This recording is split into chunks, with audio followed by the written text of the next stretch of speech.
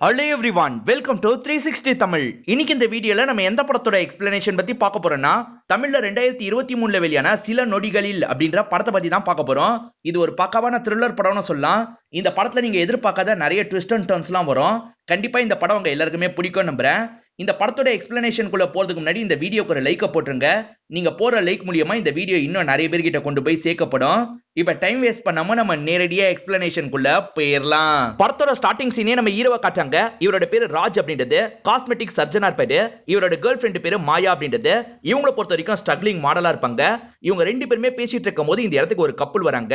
இந்த ஹஸ்பண்ட் இருக்காரு பாத்தீங்களா, லேடிஸோட இன்னஸ்லாம் ரெடி பண்றதுல நம்பர் 1 இருப்பாரு. இவங்க ரெண்டு பேர்கிட்டயும் கேஷுவலா பேசிட்டு இருக்காரு. மாயாவை பார்த்து என்ன சொல்றாருன்னா, என் ப்ராடக்ட்டுக்கு மாடலா நீங்க ஒர்க் பண்ணும், இந்தாங்க என்னோட கார்டு அப்படின்ற மாதிரி தராரு. மாயாவால இந்த விஷயத்தை நம்பவே முடியல, பயங்கரமா சந்தோஷப்படுறாங்க. இப்ப அந்த கப்பலும் இங்க இருந்து கிளம்பி போயிடுறாங்க. மாயாவும் இது எப்படி நடந்தது அப்படின்ற மாதிரி ஆச்சரியமா ஹீரோவை பார்த்து கேக்குறாங்க.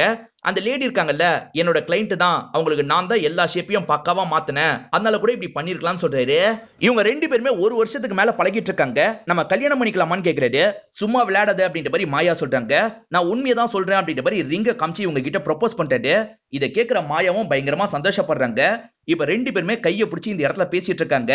இங்கதான் சில நொடிகளில் அப்படின்ற மாதிரி படத்தோட டைட்டில போடுறாங்க. காலேஜ் டைம்ல ஒன்னு பொண்ணுங்க லவ் பண்ணிருக்காங்களான்னு கேக்குறாங்க. அதெல்லாம் ஏகப்பட்ட பொண்ணுங்க லவ் பண்ணிருக்காங்க அப்படின்ற மாதிரி ஹீரோ சொல்லிட்டாரு.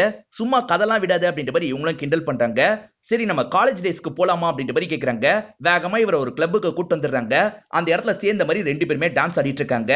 இவங்க கிட்ட ஒரு ட்ரக் மாத்திரை இருக்கு, அந்த மாத்திரையை போட்டுக்கலாம் அப்படின்ற மாதிரி இவர்கிட்ட சொல்றாங்க. இவரும் சரின்னு ஏத்துக்கிறாரு. ரெண்டு பேருமே அந்த டேப்லெட் எல்லாம் எடுத்துட்டு ஜாலியா டான்ஸ் பண்றாங்க. ரெண்டு பேருமே ஹீரோவோட வீட்டுக்கு வந்து பிசிக்கல் ரிலேஷன்ஷிப் எல்லாம் வச்சுக்கிறாங்க. இப்ப இவங்க இருக்காங்கல்ல, எனக்கு இன்னும் குடிக்கணும் போல இருக்குன்னு சொல்றாங்க. ஏற்கனவே நிறைய குடிச்சிட்ட போதும் அப்படின்ற மாதிரி சொல்லிட்டாரு. ப்ளீஸ் எனக்காக இன்னும் ஒயின் எடுத்துட்டு வாங்க அப்படின்ற மாதிரி கேக்குறாங்க. சரி வெயிட் பண்ணு வந்துடுறேன் அப்படின்ற மாதிரி இவரும் வேகமா இங்க இருந்து எந்திரிச்சு கிளம்புறாரு. இவங்க இருக்காங்க பாத்தீங்களா, இங்க இருக்க ஒவ்வொரு திங்ஸா பாத்துட்டு இருக்காங்க. அப்ப அவரும் ஒயின் எல்லாம் எடுத்துட்டு வந்துடுறாரு.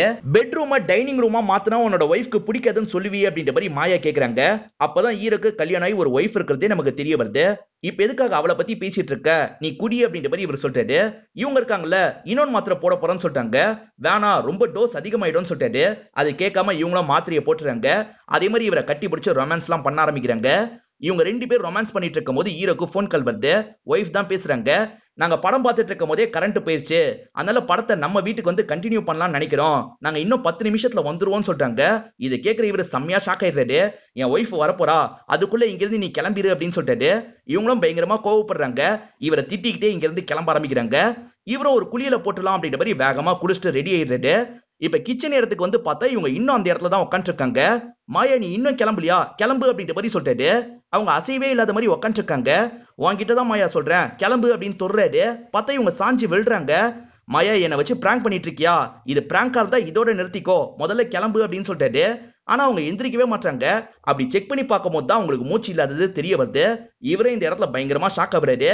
இப்போ ஒய்ஃப் இருக்காங்க பாத்தீங்களா, ஃப்ரெண்ட்ஸோட வீட்டுக்கு வந்துட்டு இருக்காங்க. டோஸ் அதிகமாயி தான் இறந்துட்டா போல அப்படின்ற மாதிரி இவரும் யோசிக்கிறாரு. ஒய்ஃப் வரதுக்குள்ள என்ன பண்றது அப்படின்ற மாதிரி பயங்கரமா யோசிக்கிறாரு. இவர் வீட்டுல ஒரு பெட்டி இருக்கும், அந்த பெட்டிக்குள்ள வச்சிடலாம் அப்படின்ற மாதிரி வேக வேகமா வச்சிடுறாரு. இப்போ ஒய்ஃபை இந்த இடத்துக்கு வந்துடுறாங்க. என்ன குளிச்சிருக்க போல அப்படின்ற மாதிரிலாம் இவரை பார்த்து கேக்குறாங்க. ஒய்ஃபோட பேரு மேதா அப்படின்றது. மேதா கூட ஃப்ரெண்ட்ஸா வந்திருக்காங்கல்ல, எல்லாருமே சேர்ந்த மாதிரி ஒரு படத்தை வச்சு பார்க்க ஆரம்பிக்கிறாங்க. இவரும் ட்ரிங்க்ஸ் எடுத்துட்டு வரேன்னு சொல்றாரு.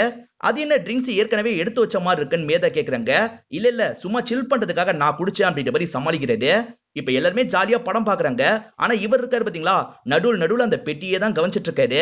அந்த பெட்டிக்கு வெளியே ஒரு துணி தெரியுது. என்ன துணி அப்படின்ற மாதிரி ஒய்ஃப் பக்கத்துல போறாங்க. அதெல்லாம் ஒண்ணு இல்ல அப்படின்ற மாதிரி இவரும் அந்த துணியெல்லாம் உள்ள தள்ளிடுறாரு. ஃப்ரெண்ட்ஸ் எல்லாம் நார்மலா இவர்கிட்ட பேசுறாங்க. ஆனா இவர் கொஞ்சம் பதட்டமாவே இருக்காரு. ஏன் பதட்டமா இருக்கீங்கன்னு கேக்குறாங்க. அதெல்லாம் ஒண்ணு இல்ல அப்படின்ற மாதிரி இவரும் சமாளிக்கிறாரு. இதுக்கப்புறம் இங்க இருந்தா மாட்டி போன்றதுனால இவரும் வேகமா ரெஸ்ட் ரூம் வந்துடுறாரு. படம் முடியும் போது ஹீரோவும் அந்த இடத்துக்கு வந்துடுறாரு. நான் பெட்ரூம்ல ஏற்பாடுலாம் பண்ணிட்டேன், நீங்க எல்லாருமே படுத்துக்கோங்க, நான் இதே இடத்துல படுத்துக்கிறேன் அப்படின்ற மாதிரி சொல்லிட்டாரு. நாங்க ஏன் இங்க படுக்கிறோம், நாங்க டாக்ஸி எல்லாம் புக் பண்ணிட்டோம், கிளம்பிடுவோம் அப்படின்ற மாதிரி சொல்றாங்க. ஓஹோ கிளம்ப போறீங்களா சரின்ற மாதிரி கேட்டுக்கிறாரு. இவங்க கிளம்பிட்டா இந்த வேலையை முடிக்கணும்னு யோசிக்கிறாரு. ரெண்டு ஃப்ரெண்ட்ஸ்க்கு டாக்ஸி கிடைச்சிருக்கும், ஆனா ஒருத்தங்களுக்கு மட்டும் டாக்ஸி கேன்சல் ஆயிருது. அதனால ஒய்ஃப் இருக்காங்கல்ல, இவளை வீட்டுல விட்டு வந்துருங்க அப்படின்ற மாதிரி சொல்றாங்க. இவராலையும் மறுக்க முடியல, சரின்னு ஏத்துக்கிறாரு. இப்ப கீ எடுக்கிறேன்னு மேல வந்துடுறாரு. இந்த பெட்டியை நம்ம இல்லாத போது திறந்துடக்கூடாதுன்றதுக்காக பெட்டியை லாக் பண்ணிட்டு கிளம்புறாரு. இவங்க கார்ல வந்துட்டு இருக்கும் போது அந்த ஃப்ரெண்ட் இருக்காங்க பாத்தீங்களா, கொஞ்சம் ஃப்ளோட் பண்ற மாதிரிலாம் பேசுறாங்க. இவர் என்ன சொல்றாருன்னா, அன்னைக்கு நைட்டு நடந்தது தெரியாம நடந்தது, திரும்பி திரும்பி அதே ஞாபகப்படுத்தாதன்னு சொல்லிட்டாரு. சோ இவங்களுக்குள்ளேயும் பிசிக்கல் ரிலேஷன்ஷிப் நடந்திருக்குன்ற மாதிரி நமக்கு காட்டுறாங்க. இந்த ஃப்ரெண்ட் இன்னொன்னாட்டி அந்த மாதிரி நடந்தா என்னன்னு கேக்குறாங்க. அதான் மிஸ்டேக்னு சொல்றேன்ல, திரும்பி எதுக்காக அதை பத்தி பேசுற, கிளம்பு அப்படின்ற மாதிரி அவங்களோட வீட்டுல டிராப் பண்ணிட்டு இவரும் கிளம்பிடுறாரு. இப்போ ஒய்ஃப் நல்லா தூங்கிட்டு இருக்காங்களா அப்படின்றத பாத்துறாரு. அதுக்கப்புறம் அந்த பெட்டி இருக்கு பாத்தீங்களா, அதை சைலண்டா கார் பார்க்கிங் இருக்கிற இடத்துக்கு வந்துடுறாரு. இப்ப கார்ல ஏத்தி அந்த பெட்டியை ஒரு காட்டு பகுதிக்கு கொண்டு வந்துடுறாரு. இப்ப அந்த இடத்துல குழியெல்லாம் தோண்டிடுறாரு. பெட்டியோட லாக் பண்ணிடலாம் அப்படின்ற மாதிரி பெட்டியை வச்சு லாக் பண்ணிடுறாரு. காலையில கொஞ்சம் டயர்டா வெளியே வராரு. என்னாச்சுன்னு ஒய்ஃப் கேக்குறாங்க. இல்ல இன்னும் ஹேங் ஓவர் போல அப்படின்ற மாதிரி இவரும் சொல்றாரு. நான் ஹெர்பல் ட்ரிங்க் ரெடி பண்ணிருக்கேன், இந்த குடிச்சிட்டு போ அப்படின்ற மாதிரி இவங்களும் தராங்க. இவரும் குடிச்சிட்டு இங்க இருந்து கிளம்ப ஆரம்பிக்கிறாரு. இவரை பொறுத்த வரைக்கும் காஸ்மெட்டிக் சர்ஜன் தானே. இப்போ ஒரு கிளைண்ட் கிட்ட பேசிட்டு இருக்காரு. பேசிட்டு இருக்க அந்த கிளைண்ட் திடீர்னு மாய மாதிரி தெரியுறாங்க. இவரும் சட்டுன்னு இந்த இடத்துல ஷாக் ஆயிடுறாரு. என்னாச்சு அப்படின்ற மாதிரி கேக்குறாங்க. அதெல்லாம் ஒண்ணும் இல்ல அப்படின்ற மாதிரி இவரும் நார்மலா பேசுறாரு. இப்போ முகத்தெல்லாம் கழுவிட்டு கண்ணாடியில பாக்குறாரு. அங்கேயும் மாயா தெரியுறாங்க. அதை பாக்குற இவர் பயங்கரமா ஷாக் ஆயிடுறாரு. இப்பதான் மேதாவோட வேலையை பத்தி நமக்கு காட்டுறாங்க. இவங்கள பொறுத்த வரைக்கும் என்ஜிஓ மாதிரி ரன் பண்ணிட்டு இருக்காங்க. பெண்களுக்கு நிறைய பிரச்சனை இருக்கும்ல, அதெல்லாம் ஓவர் கம் பண்றதுக்காக தான் இந்த என்ஜிஓ ரன் பண்ணிட்டு இருக்காங்க. ஹஸ்பண்ட் கிளினிக் கூட டை அப் பண்ண மாதிரி தான் ஒரு ப்ரோக்ராம் பண்ணலாம்னு பிளான் போட்டுட்டு இருக்காங்க. இப்பதான் வேலைக்காரங்க என்ன சொல்றாங்கன்னா, அந்த பெட்டி திடீர்னு காணோம் மேடம், என்னாச்சுன்னு தெரியுமா அப்படின்ற மாதிரி கேக்குறாங்க. இவங்களும் தெரியலன்னு சொல்றாங்க. கொஞ்ச நேரம் கழிச்சுதான் ஹீரோ இந்த இடத்துக்கு வராரு. நாங்க பிளான் எல்லாம் போட்டிருக்கோம், பிளானை பத்தி சொல்லவா அப்படின்ற மாதிரி கேக்குறாங்க. இல்ல நீங்களே பார்த்து முடிவு பண்ணுங்க அப்படின்ற மாதிரி இவரும் ரூம் வந்துடுறாரு. ஹீரோ கொஞ்சம் டிஸ்டர்ப்டா இருக்காருல்ல, அதனால ரூம் வந்த மேதா என்னாச்சு அப்படின்னு கேக்குறாங்க. அதெல்லாம் ஒண்ணும் இல்ல, டயர்டா இருக்கு அப்படின்ற மாதிரி சொல்லிட்டாரு. அது சரி, இங்க இருந்த பெட்டி எங்க போச்சு அப்படின்ற மாதிரி கேக்குறாங்க. நீ தானே அது டிஸ்டர்பன்ஸா இருக்குன்னு தூக்கி போட சொன்ன, தூக்கி போட்டுட்டேன்னு சொல்லிட்டாரு. நான் எப்ப சொன்னேன் அப்படின்ற மாதிரி இவங்களும் கேக்குறாங்க. நீ தான் சொன்ன, இந்த என்ஜிஓ வேலை பிஸில நீ மறந்துருப்ப அப்படின்ற மாதிரிலாம் கோவமா பேசுறாரு. இப்ப எதுக்கு டென்ஷன் ஆவறீங்க, ரிலாக்ஸ் பண்ணுங்க அப்படின்ற மாதிரி இவங்களும் ரிலாக்ஸ் பண்ண வச்சுட்டு இங்க இருந்து கிளம்பிடுறாங்க. ஹீரோவால நார்மலா இருக்க முடியல, மாயாவோட ஞாபகத்திலே தான் இருக்காரு. இப்ப சரியா கிளினிக் கூட நேரத்துக்கு வர மாட்டாரு. அநியாயத்துக்கு மாயா இறந்து போயிட்டாலே அப்படின்ற மாதிரி மாயாவோட போட்டோ எல்லாம் சோகமா பாத்துட்டு இருக்காரு. இந்த இடத்துல தான் ஒரு பிளாஷ்பேக்கை நமக்கு காட்ட ஆரம்பிக்கிறாங்க. ஒரு வருஷத்துக்கு முன்னாடி இது நடந்திருக்கும். மாயாவும் நான் அப்பாயின்மெண்ட் புக் பண்ண அப்படின்ற மாதிரி சொல்றாங்க. இல்ல மேடம், நீங்க புக் பண்ணல அப்படின்ற மாதிரி அங்க இருக்கவங்க சொல்லிட்டு இருக்காங்க. இவங்க சண்டை போடுறதுனால என்ன ஏதுன்னு பேசுறதுக்காக இவர் வந்துடுறாரு. நான் சொன்னேன், இவங்க தான் நோட் பண்ணல போல அப்படின்ற மாதிரி மாயா சொல்றாங்க. அதுக்கு என்ன, நான் இப்ப ஃப்ரீயா தான் இருக்கேன், உள்ள வாங்கன்ற மாதிரி இவரும் கூப்பிட்டு பேச ஆரம்பிக்கிறாரு. ஏற்கனவே நீங்க பர்ஃபெக்ட்டா தான் இருக்கீங்க, எந்த ஆபரேஷனும் தேவையில்லை அப்படின்ற மாதிரி சொல்றாரு. ஆனா இவங்க சில இடத்த ஆபரேஷன் பண்ணோம் அப்படின்ற மாதிரி சொல்றாங்க. சரி, சில சிட்டிங் பேசலாம், அதுக்கப்புறம் நம்ம ஆபரேஷன் வேலையெல்லாம் ஆரம்பிக்கலாம் அப்படின்ற மாதிரி சொல்லியிருப்பாரு. இந்த மாதிரி பேசி பழகிதான் இவங்க லவ் பண்ண ஆரம்பிச்சிருப்பாங்க. இப்போ ஒரு மேகசின்ல இருந்து ரேவதின்றவங்க பேட்டி எடுக்கிறதுக்காக வந்திருக்காங்க. என்ன கேள்வி கேட்கணுமோ கேளுங்க அப்படின்ற மாதிரி சொல்றாரு. இப்ப ரேவதியும் ஜெனரலா ஒவ்வொரு கேள்வியா கேட்க ஆரம்பிக்கிறாங்க. இவரும் நார்மலா தான் பதில் சொல்லிட்டு இருக்காரு. இப்ப ரேவதி இருக்காங்கல்ல, உங்க எல்லா கிளைண்ட் கிட்டயும் நீங்க க்ளோஸா பேசுவீங்களாமே, உண்மையா அப்படின்ற மாதிரி கேக்குறாங்க. இவருக்கு மாயாவோட ஞாபகம் வருது. அப்படி பேசினா தானே ஆபரேஷனை கரெக்டா பண்ண முடியும், அதனால தான் அப்படின்னு சொல்லிட்டாரு. சரி, போட்டோக்காக மட்டும் இன்னொரு நாள் வரேன் அப்படின்ற மாதிரி கிளம்பிடுறாங்க. இவ வேற மாயாவை ஞாபகப்படுத்திட்டாலே அப்படின்ற மாதிரி இவரும் உள்ளுக்குள்ள யோசிக்கிறாரு. இப்ப வீட்டுல காலையில 2 பேருமே பிரேக்ஃபாஸ்ட் சாப்பிட்டுட்டு இருக்காங்க. அப்போ ஒய்ஃப் இருக்காங்கல்ல, நம்ம குழந்தைக்கு பிளான் பண்ணலாமா அப்படின்னு கேக்குறாங்க. கடைசி நேரத்துல இவங்க குழந்தை கலைஞ்சிரும், அதனால ஒரு வருஷம் கழிச்சு இதுக்கப்புறம் பிளான் பண்ணுங்கன்னு டாக்டர் சொல்லியிருப்பாரு. அதனால தான் ஒய்ஃப் கேக்குறாங்க. இவர் என்ன சொல்றாருன்னா, இப்பயும் நீ பிசிக்கலாவும் ஸ்ட்ராங்கா இல்ல, மென்டலாவும் ஸ்ட்ராங்கா இல்ல, அந்த என்ஜிஓ வேலைக்காக அடிக்கடி அலைஞ்சு நீ மென்டலா ரொம்ப வீக்கா இருக்க, முதல்ல உன் மென்டல் ஹெல்த்தை தேத்து, அதுக்கப்புறம் நம்ம இந்த முடிவெல்லாம் எடுக்கலாம் அப்படின்ற மாதிரி சொல்லிட்டாரு. இதனால இவங்க 2 பேருக்குள்ளேயே இந்த இடத்துல ஆர்குமெண்ட்லாம் வருது. இவர் இருக்காரு பாத்தீங்களா, தொடர்ச்சியா இவங்களை அவாய்ட் பண்ணிக்கிட்டே இருக்காரு. ஏன் இந்த மாதிரிலாம் அவாய்ட் பண்றாரு அப்படின்ற மாதிரி ஒய்ஃபும் யோசிக்கிறாங்க. மாயா ஞாபகம் வருது, அதனால தான் ஒய்ஃப் இவர் அவாய்ட் பண்ணிட்டு இருக்காரு. இன்னொரு நாள் வந்து போட்டோ எடுத்துக்கிறேன் அப்படின்னு ரேவதி சொன்னாங்க பாத்தீங்களா, இப்போ போட்டோ எடுக்கிறதுக்காக வந்திருக்காங்க.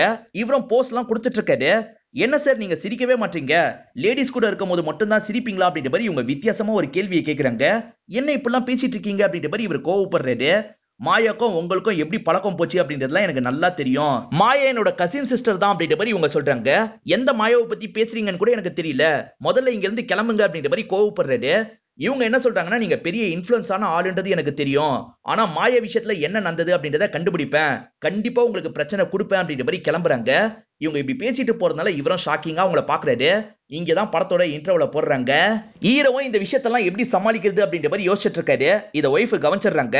கொஞ்ச நாளாவே பாக்குறேன் நீ சோகமா இருக்க, என்னதான் உன்னோட பிரச்சனை சொல்லு அப்படின்ற மாதிரி கேக்குறாங்க. ஒர்க்ல ஏகப்பட்ட டென்ஷனு, பத்ததுக்கு வீட்டுக்கு வந்தா நீயும் டென்ஷன் பண்ற அப்படின்ற மாதிரி பயங்கரமா இவங்களை திட்டிட்டு கிளம்பிடுறாரு. அதுக்கப்புறம் தான் நம்ம தேவையில்லாம கோவப்பட்டுட்டோம்னு இவருக்கு தோணுது. இப்ப மேதா உட்காந்து புக்கு படிச்சிட்டு இருக்காங்க. இவரும் பேசுறதுக்காக இந்த இடத்துக்கு வந்துடுறாரு. காலையில நான் தான் தேவையில்லாம ரொம்ப கோவப்பட்டுட்டேன் அப்படின்ற மாதிரி இவங்க கிட்ட சாரி சொல்லிட்டாரு. உன்னை கல்யாணம் பண்ணும் போது நான் என்ன சொன்னேன்னு எனக்கு இப்பயும் ஞாபகம் இருக்கு.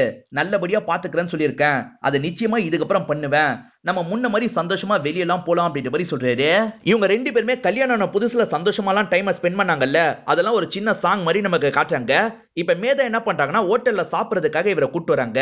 மாயா கூட ஒரு ஹோட்டலுக்கு வந்தார்ல, அந்த ஹோட்டலுக்கு தான் கூட்டு வராங்க. மாயாவும் இவரும் உட்காந்து பேசினாங்கல்ல, அந்த இடத்துக்கு கூட்டு போயிட்டு இருக்காங்க. இவர் என்ன பண்றாருன்னா, எதுக்காக அங்க போயிட்டு இருக்க, இங்க ஒரு சீட் இருக்கு, இங்கே உட்காந்துக்கலாம் அப்படின்ற மாதிரி சொல்லிட்டு இவங்களும் சரின்னு ஏத்துக்கிறாங்க. இவங்க ரெண்டு பேருமே உட்காந்து ஆர்டர்லாம் பண்ண ஆரம்பிக்கிறாங்க. ஈரா இருக்காரு பாத்தீங்களா, நடுவுல அந்த சீட்டையே பார்த்துட்டு இருக்காரு. இவங்க சொல்ற எதையுமே பெருசா காதுல வாங்கவே மாட்டாரு. இவங்க பேசிட்டு இருக்கும் போதுதான் அந்த இடத்துக்கு ஒரு பொண்ணு வந்து உட்காடுறாங்க. இவர் திரும்பி எதர்ச்சியா அந்த பக்கம் பாக்குறாரு. அந்த பொண்ணு மாயா மாதிரி தெரியுறாங்க. இவரும் பார்த்து செம்மையா ஷாக் ஆயிடுறாரு. இந்த இடத்துல கத்தவே செஞ்சிடுறாரு. என்னாச்சு அப்படின்ற மாதிரி ஒய்ஃபும் கேக்குறாங்க. இல்ல தலை வலிக்கிற மாதிரி இருக்கு, நம்ம இன்னொரு நாள் சாப்பிட்டுக்கலாம், இப்ப கிளம்பலாமான்னு கேக்குறாரு. சரின்ற மாதிரி ஒய்ஃபை இங்க இருந்து கூப்பிட்டு கிளம்புறாங்க. வீட்டுக்கு வந்ததுக்கு அப்புறமா இவர் பயந்தமா தான் உட்காந்து இருக்காரு. உனக்கு ஏதோ பிரச்சனைன்னு தெரியுது, என்ன பிரச்சனைன்னு சொல்லு, நான் சப்போர்ட்டிவா இருப்பேன்னு சொல்றாங்க. இவரும் சொல்லிடலாம்னு நினைக்கிறாரு.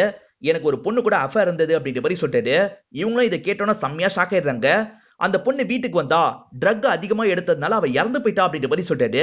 இதை கேட்கிற ஒய்ஃப் பயங்கரமா ஷாக் ஆயிடுறாங்க.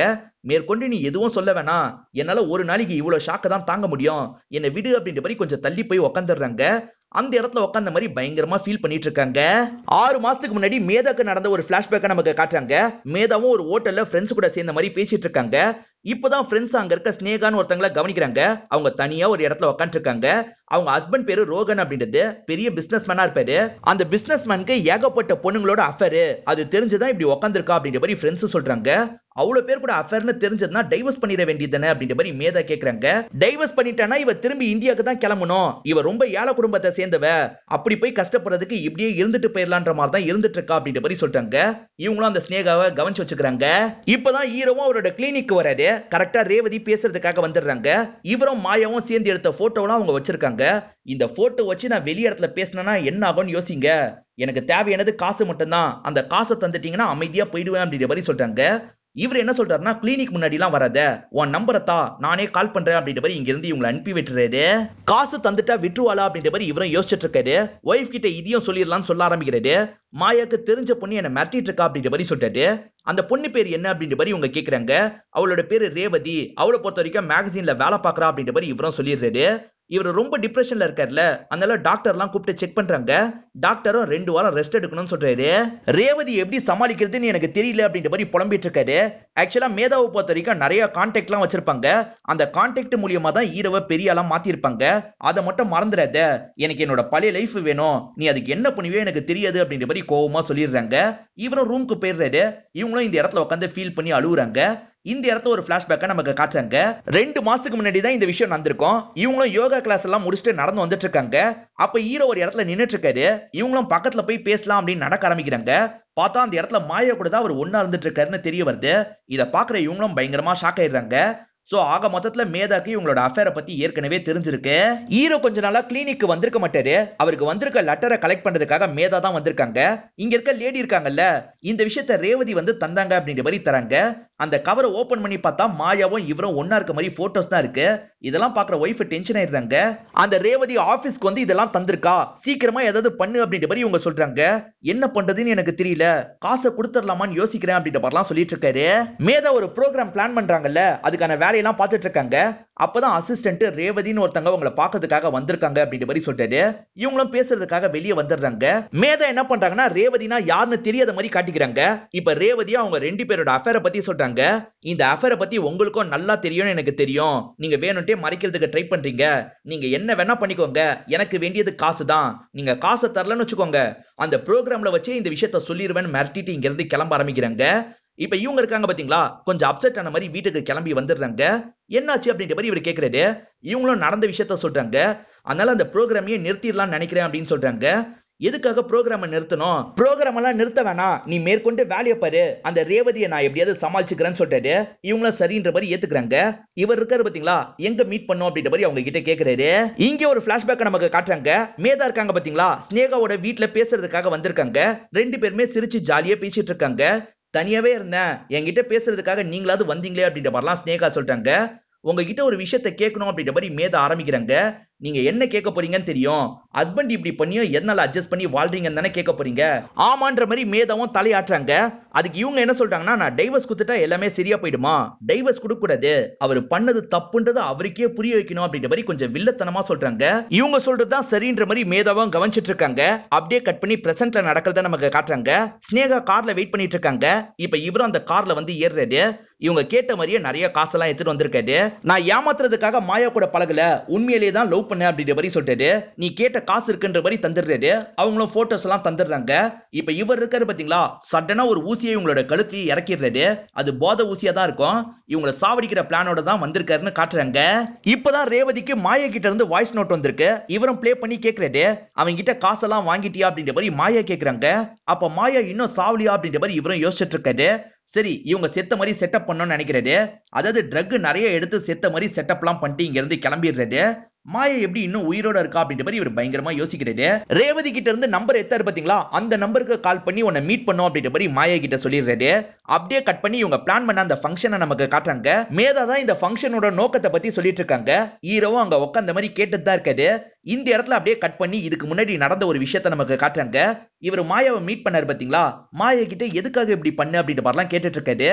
மாயா என்ன சொல்றாங்கன்னா, எல்லாம் உன்னோட ஒய்ஃபால் தான், அவ சொல்லிதான் இந்த விஷயத்தெல்லாம் பண்ணு அப்படின்னு சொல்றாங்க. இங்க ஒரு பிளாஷ்பேக்கா நமக்கு காட்டுறாங்க. இவங்க ரெண்டு பேரோட அஃபேர் தெரிய வந்தோன்னா மேதா நேரடியா பேசுறதுக்காக வந்துருவாங்க. என் ஹஸ்பண்டை விட்டு போறதுக்கு எவ்வளவு காசு வேணும்னு கேக்குறாங்க. நாங்க ரெண்டு பேர் லவ் பண்றோம் அப்படின்ற மாதிரி மாயா சொல்றாங்க. என் ஹஸ்பண்ட் உன் கூட மட்டும் அஃபேர்ல இல்ல, வேற சில பொண்ணுங்க கூட அஃபேர்ல இருக்காரு அப்படின்ற மாதிரி இவங்களும் பொய்யா ஒரு விஷயத்த சொல்றாங்க. அதே சமயம் நீ மாடலிங் ஃபீல்ட்ல நல்ல லெவலுக்கு வரதுக்காக தான் என் ஹஸ்பண்ட் கூட பழகுறேன்றது எனக்கு தெரியும். அந்த வாய்ப்பை நானே உனக்கு ஏற்பாடு பண்ணி தரேன், ஆனா நான் சொல்ற மாதிரி பண்ணும் அப்படின்னு சொல்றாங்க. மாயாவும் கொஞ்சம் டைம் எடுத்துக்கிறாங்க. நீங்க சொன்னதை நல்லா யோசிச்சு பார்த்தேன், எனக்கு மாடலிங் ஃபீல்ட்ல அடுத்த லெவலுக்கு போனோம், அதுக்கான ஏற்பாடு பண்ணுங்க, கண்டிப்பா நான் இந்த விஷயத்தை பண்றேன்னு சொல்லியிருப்பாங்க. மாயாவும் ஹீரோவும் பேசிட்டு இருக்கும் போது ஒரு நபர் வந்து காரை கொடுத்தாரு பாத்தீங்களா, அதெல்லாம் மேதாவோட ஏற்பாடா தான் இருக்கும். இப்பதான் மேதா போட்ட பிளான் எல்லாம் நமக்கு காட்டுறாங்க. ஆக்சுவலா இவங்க ட்ரக் மாத்திரை எல்லாம் போட்டிருக்க மாட்டாங்க, வேற ஒரு மாத்திரையை தான் போட்டிருப்பாங்க. அந்த மாத்திரையை பொறுத்த வரைக்கும் 2 மணி நேரம் அவங்களுக்கு பல்ஸே இல்லாத மாதிரி தான் காட்டும். அதனால தான் அவங்க இறந்து போனதா ஹீரோ நினைச்சிருப்பாரு. அதே மாதிரி ஹீரோக்கு இல்யூஷனா தெரிஞ்சது பாத்தீங்களா, அவர் குடிக்கிற காஃபில மேதா தான் ஒரு மாத்திரையை கலந்திருப்பாங்க. அதனால தான் அந்த மாதிரி இல்யூஷன்லாம் வந்திருக்கும். அதே மாதிரி வேணும்ட்டே தான் ஃப்ரெண்டுக்கு கிடைக்கலன்னு இவங்க போய் சொல்லியிருப்பாங்க. இவர் விட போனார் பாத்தீங்களா, அந்த கேப்ல இவங்க அந்த பெட்டியை ஓபன் பண்ணிடுவாங்க. வேகமா ஆன்டிடோட்டை போட்டு மாயாவை அங்க இருந்து எழுப்பி விட்டுறாங்க. நான் சொன்னது ஞாபகம் இருக்கட்டும், இதுக்கப்புறம் இந்த பக்கம் வரக்கூடாதுன்னு சொல்லியிருப்பாங்க. மாயாவும் சரின்ற மாதிரி இங்க இருந்து கிளம்பி இருப்பாங்க. பெட்டி வெயிட்டா இருந்தாலே மாயா இருக்கிறதா நினைச்சு பாருல. அதனால இவங்க என்ன பண்றாங்கன்னா, மாயா வீட்டுக்கு ஒரு கல்லு தான் உள்ள வச்சிருப்பாங்க. உன் ஒய்ஃப் சொன்ன மாதிரியே எனக்கு வாய்ப்பெல்லாம் வாங்கி தந்துட்டா, ஆனா அதை தாண்டியே என்னோட கசின் இதை வச்சு காசு சம்பாதிக்கணும்னு நினைச்சா, அதனால தான் ஒன்னையும் உன்னோட ஒய்ஃபையும் சேர்ந்து மிரட்டிட்டு இருந்தா அப்படின்ற மாதிரி சொல்றாங்க. உன்கிட்ட காசு வாங்கினதா சொன்ன ரேவதி அதுக்கப்புறம் என் கூட பேசவே இல்ல, ரேவதியை உன்னோட ஒய்ஃப் தான் கொண்டிருக்கான்னு நினைக்கிறேன் அப்படின்ற மாதிரிலாம் இவங்க சொல்லிட்டு இருக்காங்க. ஆனா கொன்னது இவர் தானே. உள்ளுக்குள்ள இவரும் ஷாக் ஆயிட்டு இருக்காரு. இவளை விட்டா என்னைக்குனாலும் பிரச்சனைன்னு யோசிக்கிறாரு. என்னை ஏமாத்திட்டல அப்படின்ற மாதிரி இவங்க கிட்ட கோவப்படுறாரு. என்கிட்ட எதுக்காக கோவப்படுற, உன் ஒய்ஃப் கிட்ட போய் கோவப்படு அப்படின்ற மாதிரி மாயா சொல்றாங்க. ஆனா இவர் என்ன பண்றாருன்னா, மாயாவோட கழுத்தை பிடிச்சி நெரிக்கிறாரு. மலைப்பகுதியில தான் இருப்பாங்க, அந்த மலையில இருந்து இவங்களை தள்ளி விட்டுறாரு. அப்படியே கட் பண்ணி பிரசன்ட்ல நடக்கிறத நமக்கு காட்டுறாங்க. இப்போ ஒய்ஃப் மேதா டான்ஸ்லாம் ஆடி முடிக்கிறாங்க. இவரும் சந்தோஷமா ஸ்டேஜுக்கு வராரு. இவங்க 2 பேர் திரும்பி சேர்ந்துட்டாங்க அப்படின்ற மாதிரி நமக்கு காட்டுறாங்க. இவர் ரேவதி ஒரு இடத்துல சாவடிச்சாரு பாத்தீங்களா, அவங்க ட்ரக் நிறைய எடுத்து தான் இறந்து போயிருக்காங்க அப்படின்ற மாதிரி அந்த கேஸ் முடிஞ்சிருது. இப்ப இவங்க 2 பேருமே பழையபடி ஒன்னா இருக்கலாம் அப்படின்ற மாதிரி பெட்ல வந்து உட்கார்றாங்க. இதுக்கப்புறம் இவர் அஃபேரை பத்தி எல்லாம் யோசிக்க கூடாதுன்றதுக்காக தான் இந்த மாதிரி பண்ணிருப்பாங்க. இது இவருக்குமே நல்லா புரியுது. புதுசா ஒரு லைஃபை ஸ்டார்ட் பண்ணுவோம் அப்படின்ற மாதிரி சொல்லிட்டு பார்த்தா இவருக்கு ஒரு நோட்டிபிகேஷன் வருது. அந்த நோட்டிபிகேஷன்ல மாயா தான் ஒரு வாய்ஸ் நோட் அனுப்பியிருக்காங்க. நான் இன்னும் சாகல, உங்க 2 பேரையும் விட மாட்டேன் அப்படின்ற மாதிரி தான் அனுப்பியிருக்காங்க. இவங்க 2 பேருமே ஒருத்தர் முகத்தை ஒருத்தர் பாத்துக்கிறாங்க. இதோட இந்த படம் முடியுது. இந்த படம் உங்க எல்லாருக்குமே பிடிச்சிருக்கும் நம்புறேன். இந்த வீடியோ உங்களுக்கு பிடிச்சிருந்ததுன்னா லைக் பண்ணுங்க, கமெண்ட் பண்ணுங்க, மறக்காம 360 தமிழ் சேனலை சப்ஸ்கிரைப் பண்ணுங்க. தொடர்ச்சியா இந்த மாதிரி வீடியோக்கள் வந்துகிட்டே தான் இருக்கும்.